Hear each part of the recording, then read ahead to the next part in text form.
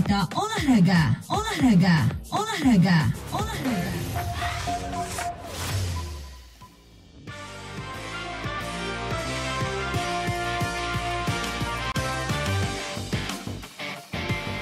Selamat siang pendengar, tepat pukul 13 waktu Indonesia Barat kami sampaikan berita olahraga bersama saya Ririn Rizkyanti untuk edisi hari ini Senin 27 Mei 2024. Inilah berita olahraga selengkapnya.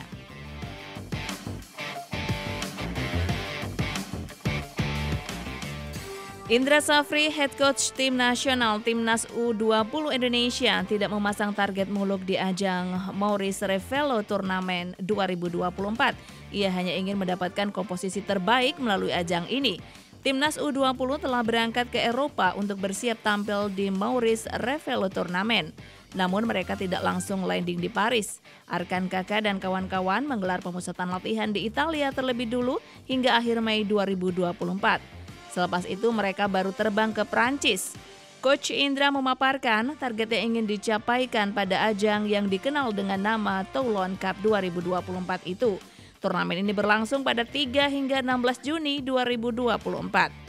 Indra Safri juga mengatakan pesan yang disampaikan Ketua Umum PSSI, Erick Thohir, berharap para pemain di ajang nanti setelah tuntas menyelesaikan Toulon Cup 2024, Timnas U23 akan bermain di Piala AFF U19 2024 dan kualifikasi Piala Asia U20 2025. Piala AFF U19 2024 dijadwalkan berlangsung pada 17 hingga 29 Juli di Surabaya, Jawa Timur. Sementara itu kualifikasi Piala Asia U20 2025 bulan September atau Oktober mendatang.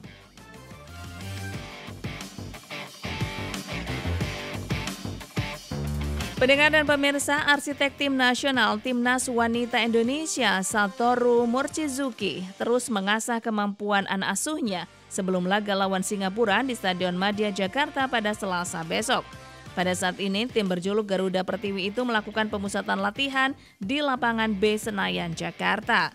Dari 34 nama yang dipanggil, tinggal satu pemain yang belum bergabung. Pemain itu adalah Zahra Musdalifah. Zahra belum bergabung karena masih memperkuat Kerezo Osaka Sakai di Liga Jepang.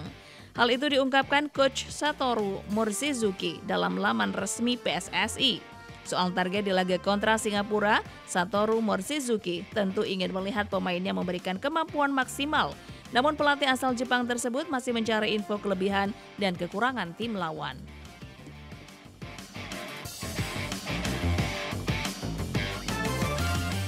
Pendengar dan pemirsa, upaya Madura United membendung keperkasaan Persib Bandung di hadapan pendukungnya sendiri gagal setelah dihajar 3 gol tanpa balas oleh tuan rumah pada putaran pertama final Championship Series.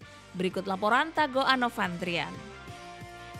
Jadi kami harus mengakui bahwa malam ini memang Persib bermain dengan langkah Madura United di babak final kedua nampaknya cukup berat setelah mengalami kekalahan 3-0 atas Persib Bandung di pertandingan pertama final Championship Series di Stadion Sijalak Harupat Minggu malam 26 Mei 2024. Bermain cukup baik di babak pertama, Laskar Sapekrab harus kemasukan 3 gol melalui brace David Da Silva dan Ciro Alves yang membuat Madura United harus menang dengan selisih skor 4-0 di pertandingan putaran kedua nanti.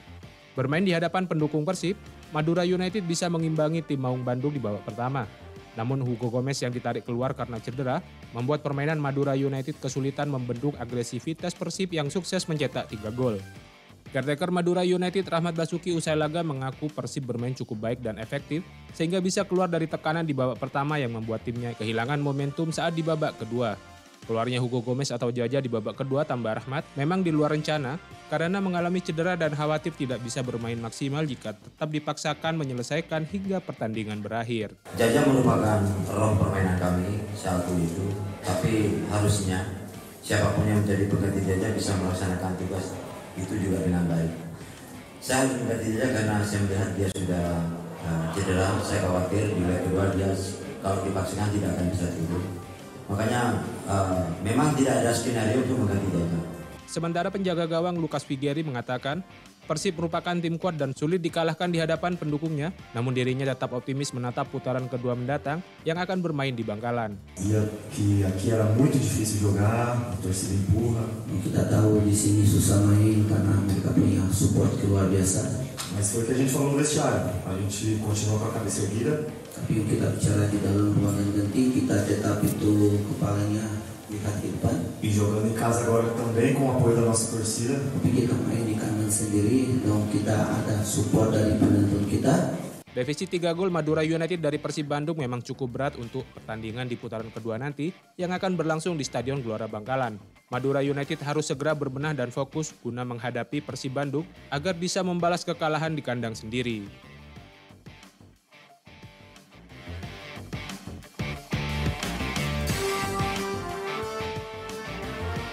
PSSI Sampang sudah ditutup Rabu 15 Mei lalu. Komite Pemilihan KP Kongres Askap Sampang mencatat hanya 1 pendaftar, karenanya pemilihan berpotensi berjalan aklamasi. PLT Ketua Askap Sampang, Johan Susanto mengatakan, pendaftaran calon Ketua Askap hanya 1 orang, yakni Muhammad Iqbal Fatoni. Pihaknya tidak akan memperpanjang masa pendaftaran dan sesuai jadwal Kongres Pemilihan Ketua Askap akan digelar Rabu pekan ini. Menurutnya Kongres Pemilihan Ketua Askap berpeluang aklamasi. Johan memaparkan, anak muda yang memiliki potensi menjadi atlet sepak bola profesional cukup banyak. Hanya perlu sosok Ketua Askap yang dapat mendorong mereka menjadi pemain profesional. Karena itu Ketua Askap Sampang yang terpilih harus menghibahkan diri untuk terus memajukan sepak bola di Kota Bahari. Selain itu mendorong cabur sepak bola meningkatkan kemampuan atlet binaannya.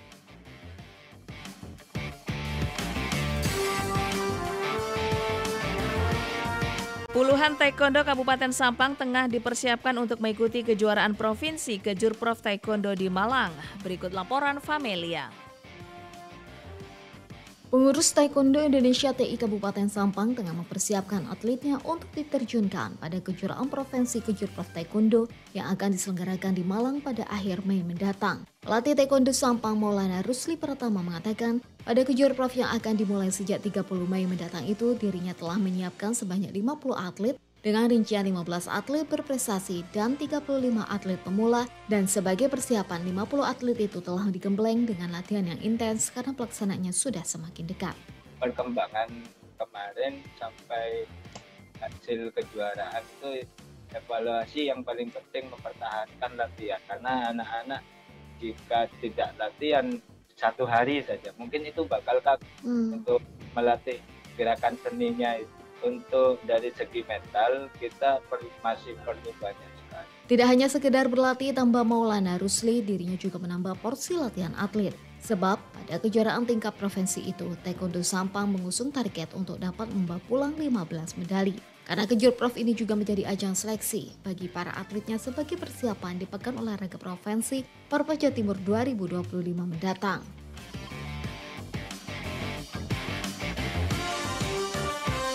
Pendengar dan pemirsa, sekian berita olahraga produksi Radio Republik Indonesia Sumeneb.